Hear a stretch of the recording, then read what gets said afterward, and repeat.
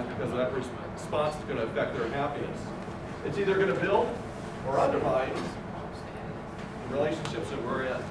The case study we're looking at today will focus in on what if somebody came to you and said, hey, I just got a promotion. How would you respond? We're going to classify 4 different responses and how those responses affected the person sharing the good news. As you watch these role play scenarios, see if you can guess what type of response Alice uses with Mike. We'll call on Mike today as Master Sergeant Meyer, and Alice is Major Claire. They'll be helping us. Hey, quick, here's what I want you to do. Because you have a note section on this, all right? Can I show which one it is? That's it. What are your patterns? Sergeant learning process. Use that one. Your patterns. Okay? Use your patterns. You make some notes on that, okay? All right. Pay particular attention, ladies and gentlemen, to the use, the type of responses that convey authentic interest, and the responder helps the sharer think more deeply about a positive experience. All right. Conversation 1. Hey, Alice! Alice, guess what? I got the promotion I was hoping to get. I got the call. They gave it to me.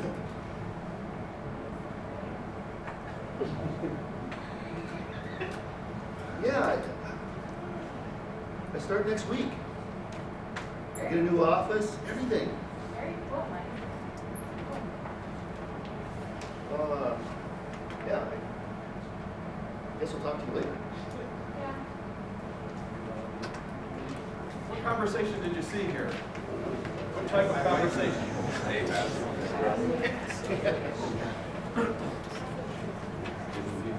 I heard it. Go ahead and say it. Tell the group. Which one? Passive constructive. This is passive constructive. What did you observe in that process, that type of response? What were your observations? Help me out, table 1. She was sort of, Go ahead. sort of acknowledging him, but not really listening. Good point. What else did you see? Somebody that was extremely busy and engaged in something that her attention was focused and didn't really want to be interrupted at that time. Exactly. Yeah. Go ahead. The word's really constructive, actually. The body language included it. Right. They weren't invested. Yeah, I would agree. She acknowledged it, but wasn't much there in terms of the conversation. Any other points? She had no eye contact. So the nonverbals weren't there, right? So Alice's response was very understated and did nothing to show authentic interest in Mike's good news. Mike left the conversation feeling unimportant and perhaps even embarrassed for even bringing it up, sharing his good news in the first place. Passive constructive responding is the most destructive to the relationships. Okay? This passive constructive is the most destructive to the relationship. Here's what I want you to write down in your passive constructive box, if you would. Distracted, understated support. Distracted, understated support. Conversation fizzles out. Conversation fizzles out. Ladies and gentlemen, this is known as the conversation killer, right here. Okay, the conversation killer. Mike comes in sharing his good news. Hey, I got a promotion.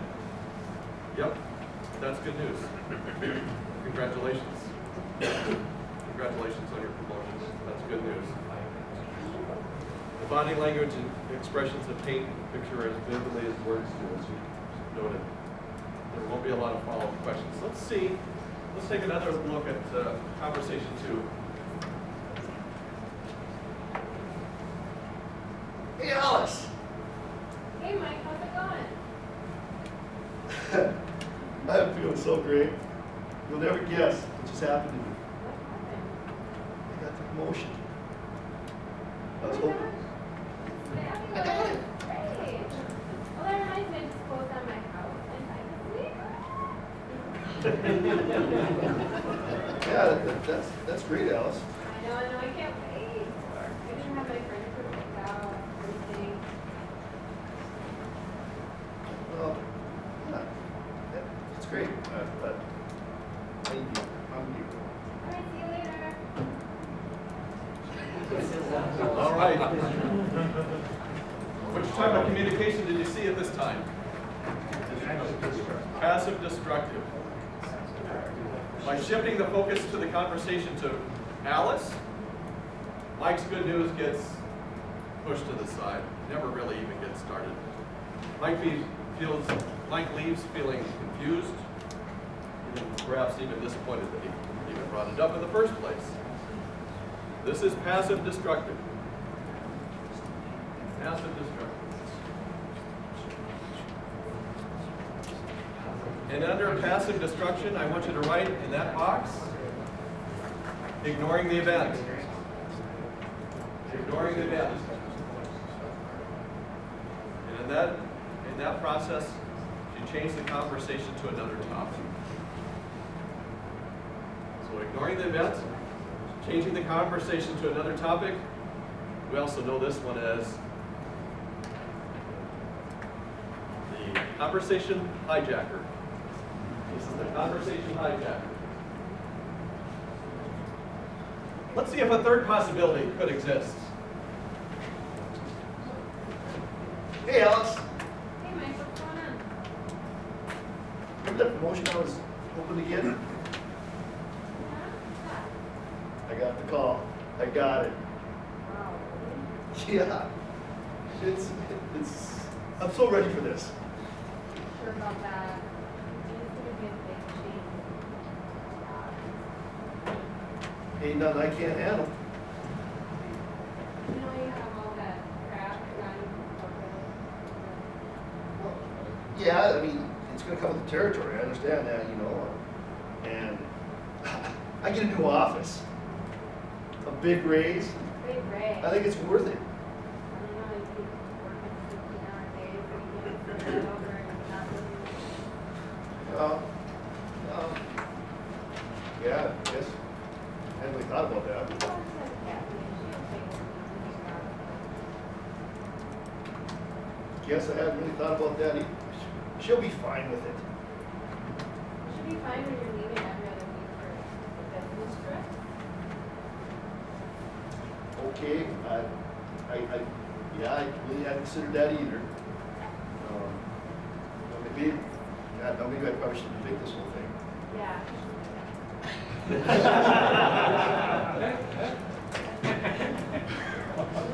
Definitely active Which- destruction. Active destruction. Active destruction it is. I would agree. Active destruction. Alice is engaged in the conversation. She is focusing on the negative details, squashing Mike's good news. By the end of the conversation, you saw that Mike leaves feeling embarrassed, perhaps guilty for thinking that his news was good in the first place. So, in that box, in terms of active, destructive, write down squashing the event. Squashing the events under active, destructive. It has a negative focus. Alice is the rain in Mike's parade. She's the joy thief. Ever met that type? All right, let's take it on home. One last conversation to get it right. How do we do it? Hey, Alice. Mike, what's going on? I'm feeling great. You're never gonna guess what just happened. Yep. Remember that promotion I was hoping for? I got it. Oh my gosh. Congratulations, man. Thanks. When do you start? First thing Monday. I got some things I gotta tie up around here, you know, and such, but it's official. Yeah. I'm up third floor, baby.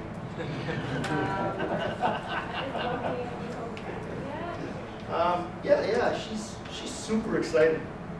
She wants to come to you decorate my office. You know, she let her. She has a great eye for that thing.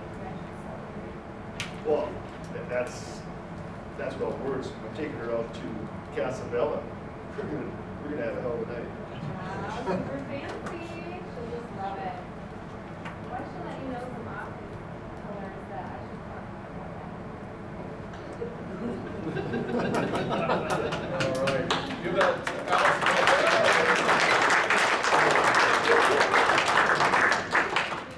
All right, so we saw 4 different types of responses initially when they set out to do the research.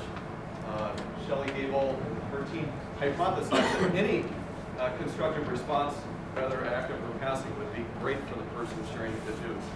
But here's what they found out. What was surprising is that they found out that passive construction is also not good, because what it shows is yes to an affirmation of the fact of what the facts were, but it doesn't allow the person to continue to feel and savor that positive emotion of their excitement. So the way to do that, somebody who responds passive and constructive, there's 3 things that really help. And you saw that in this last example. Alice asked questions, right? She asked questions. She gave better eye contact here. And she smiled. One of the biggest things that impact asking questions, by asking these questions, a person sharing their good news can re-experience it and continue to feel great. The second would be to maintain eye contact. So it shows more of an engagement through the nonverbals. And finally, the third would be even smiling, because odds are the person who's sharing the good news with you, they want to see an empathetic response. You're sharing in their joy. So those are the 3 simple things that we can do to move forward, to stay in that sweet spot, that active and constructive sweet spot, okay? So, what if the news is not so good? How would you do it? How would you handle it?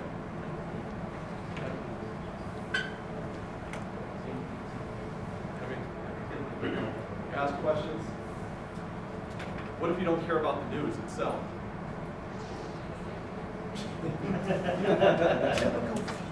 Let's just focus in on the person. Maybe it's the news I don't care about, but let's focus in on the person. I really don't understand motorcycles. I'm excited for your news that you got one. What makes them special? Which one did you find? So just focus in on them. What if the news is dangerous? How do we handle that?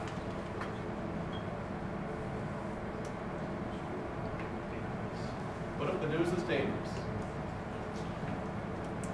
An example of dangerous news. I just met my girlfriend online 3 weeks ago, and we're moving in together. Sounds like one of my soldiers. Oh. I think we've had this discussion. You would get it. I might say, hey, that's exciting that you 2 met. And I might have a separate conversation. Are you sure you're doing the right thing here after 3 weeks? Do we really know this person? That's excellent. I got to stay in that sweet spot. I know what brings me out of it. Helicopter parents. Helicopter parents pull me right out of that sweet spot. All right. Does she have a sister? So, ladies and gentlemen, we spent the last 50 minutes talking about effective praise. How do we do that? Ways that we can do effective praise in the Army. How do we take care of effective praise? Active listening. We recognize them in public, right? How do we do that? With awards, recognition, mass emails. What else? So there's some other ways we can do effective praise. Authenticity. What? Authenticity. Authentic? Okay. What's the responsibility of the sharer in this last exercise here? What is the responsibility of the sharer of the good news? You got it. Pick a good time to do it. Don't walk in how they're engaged in a conversation. Like I could walk in the S1 shop and the sergeant major's in there and they're talking about a personnel matter. I should just walk in with my good news and just blurt it out. I gotta be, my situational has gotta be on spot on. So that I don't bring up, you know, that good news at the wrong time, right? So what is the skill we learned today? What is the skill that we learned today? Focus our attention. Listening? Need understanding. Need to understand, empathize. Anybody else? On effective praise, what did we learn? We had to state the strategy, the process, right? That brought about a good outcome. We also focused in on ACR, active constructive responding, which is a method in which the responder conveys authentic interest and helps the person relive that positive experience is what we did. And when do I use it? All the time. All the time. I do it daily. I do it daily. ACR daily. I know what breaks me out of it. I could be tired. I could be fatigued. I could be having a bad day. Those are all things that weigh into my active constructive responding. I got to know what pulls me out. Right? I got to stay in that sweet spot as best I can. And how do I use it? We give it effective praise. We name the behavior with the strategy and the process. And we respond to positive experiences by conveying interest and asking questions. All right. And that's what we covered today, folks. Lastly, connection is the primary target of this. It's another word for hunting good stuff. Oh, right there. Questions? You've been a great group. Thank you very much for your